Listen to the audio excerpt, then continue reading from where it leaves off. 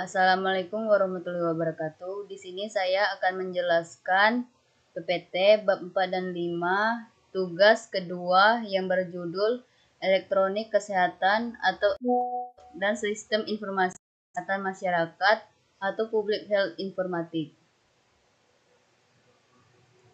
Bab 4, Elektronik Kesehatan atau e-health. Latar belakang elektronik kesehatan atau e-health adalah penggunaan teknologi informasi dan komunikasi untuk meningkatkan layanan kesehatan.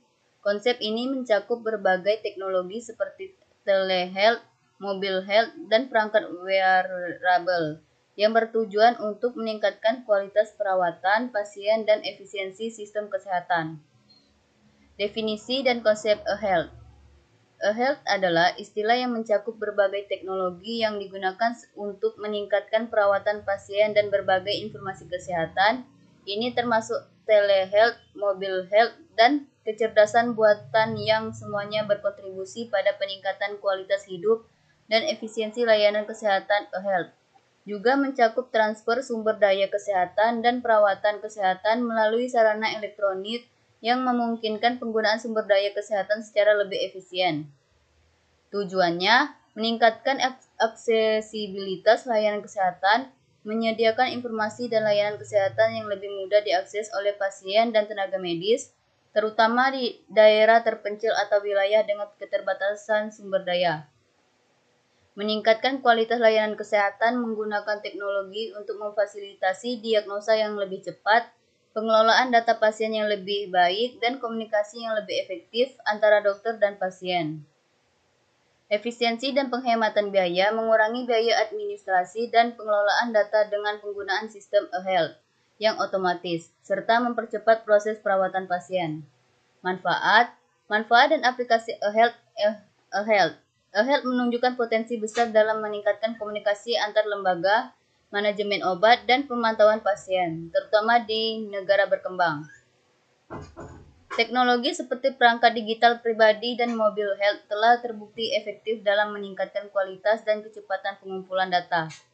Dalam perawatan penyakit kronis seperti atrial fibrillation, e-health dapat mengurangi risiko rawat inap dan mortalitas serta meningkatkan kualitas hidup pasien. Pembahasan, keamanan dan privasi. Keamanan dan privasi adalah tantangan utama dalam implementasi e-health, terutama dalam lingkungan berbasis cloud. Serangan siber dan pelanggaran data pasien menjadi perhatian utama. Dan berbagai pendekatan telah diusulkan untuk mengatasi masalah ini, termasuk arsitektur yang aman dan dapat diandalkan untuk menjamin privasi dan keamanan informasi. Kesehatan.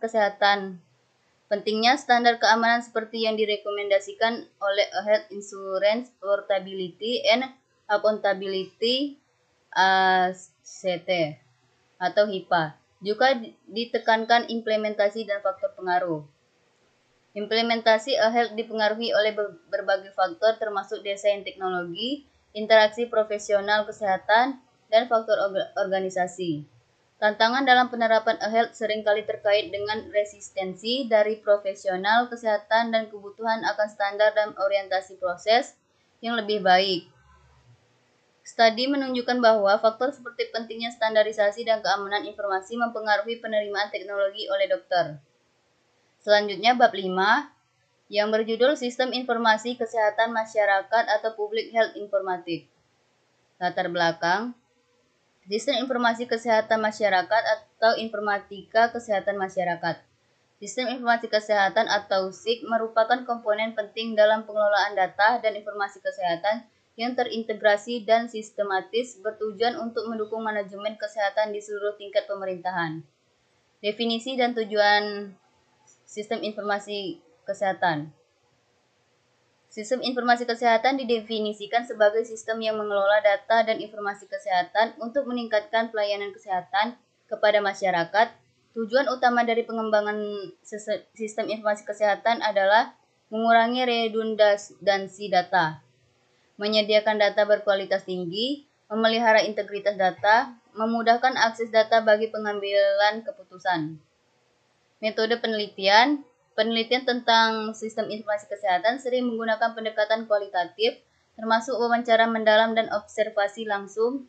Metode ini bertujuan untuk efektivitas dan efisiensi pelaksanaan sistem informasi kesehatan di berbagai instansi kesehatan, seperti rumah sakit dan puskesmas. Tantangan dalam implementasi sistem informasi kesehatan: 1. Interoperabilitas, keterhubungan antara berbagai sistem informasi kesehatan masih menjadi masalah yang perlu diatasi untuk memastikan aliran informasi yang lancar. Sumber daya manusia, keterampilan SDM dalam mengelola dan menggunakan teknologi informasi kesehatan seringkali menjadi kendala. Manfaat penerapan sistem informasi kesehatan. Penerapan sistem informasi kesehatan memberikan berbagai manfaat, antara lain efisiensi dan efektivitas, meningkatkan alur proses bisnis layanan kesehatan melalui integrasi data dan komunikasi yang lebih baik. Pengambilan keputusan, menyediakan informasi yang akurat dan tepat untuk mendukung kebijakan kesehatan yang lebih baik. Peningkatan kualitas layanan, memfasilitasi pemantauan epidemiologi, manajemen penyakit kronis, dan perbaikan layanan kesehatan secara keseluruhan. Kesimpulannya, arsitektur sistem informasi kesehatan yang efektif sangat penting untuk memastikan interoperabilitas dan efisiensi dalam pengelolaan data medis. Berbagai pendekatan arsitektur, termasuk arsitektur referensi, mediasi, dan enterprise arsitektur, telah diusulkan untuk mengatasi tantangan dalam integrasi dan pengembangan HIS. Penelitian lebih lanjut diperlukan untuk mengembangkan dan mengevaluasi arsitektur HIS yang dapat memenuhi kebutuhan yang terus berkembang dalam layanan kesehatan. Sistem informasi kesehatan masyarakat memiliki peran krusial dalam meningkatkan pelayanan kesehatan di Indonesia.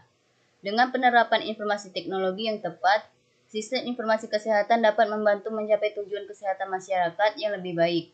Namun, perhatian harus diberikan pada tantangan yang ada untuk memastikan bahwa sistem ini dapat berfungsi secara optimal dan memberikan manfaat maksimal bagi masyarakat.